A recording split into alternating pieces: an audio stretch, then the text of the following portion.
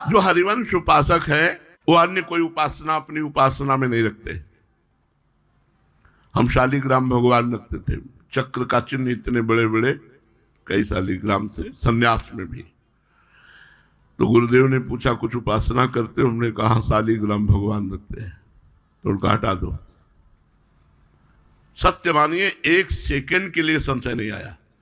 और जो राधा नाम प्रदान किया उसके पहले ही जब उन्होंने पूछा शालिग्राम हटा दिया, हम कहा मुरारी से कहा, मुरारी बहुत पहले से जुड़े हैं, मुरारी से कहा कि आप शालिग्राम भगवान की व्यवस्था करवा दीजिए किसी ऐसे वैष्णव के द्वारा जो सेवित कर। तो उन्होंने व्यवस्था करवा दी। जो महाराज जी ने जब पूछा हट गए, हम कहा जी, तब राधा नाम हमको दिया। एक ने कहा तो अपराध है, शालिग्राम की सेवा छोड़ दी इन्होंने।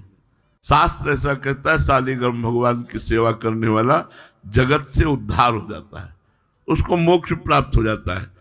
लेकिन उनको मोक्ष तो चाहिए नहीं, इनको तो श्यामा श्याम चाहिए। तो बोले फिर शालिग्राम की उपासना जो वैष्णव जन सेवन करते हैं उनको दे देनी चाहिए, अपनी उपासना में शालिग्राम को नहीं विराजमान रखना चाहिए।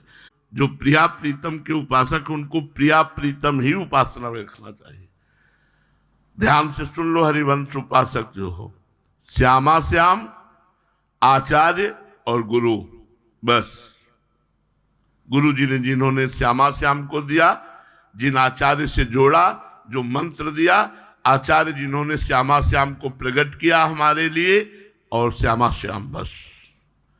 इसके अलावा हमारी सेवा में कुछ नहीं होना चाहिए, केवल श्यामा श्याम, आचार्य और गुरुदेव। इसीलिए हमारे रसिक जन शालिग्राम जी की उपासना न रखकर केवल जुगल सरकार की उपासना करते हैं।